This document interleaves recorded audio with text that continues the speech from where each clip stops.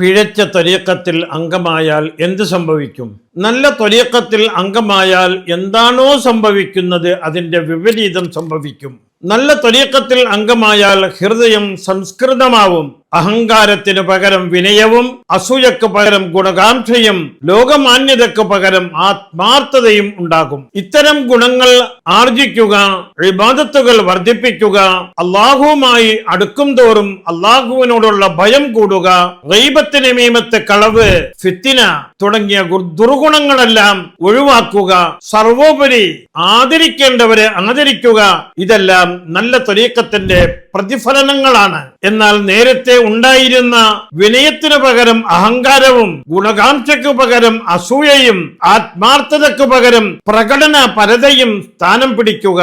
ഇപ്പോൾ മഹാന്മാരുമായി ബന്ധമുണ്ടെന്നതിനാൽ അള്ളാഹുവുമായി സാമീപ്യം നേടിയെന്ന് വിചാരിക്കുക.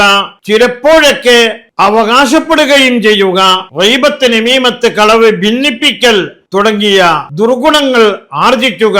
ഉലമാക്കളെപ്പോലും ആക്ഷേപിച്ചും പരിഹസിച്ചും സംസാരിക്കുക, എഴുതുക.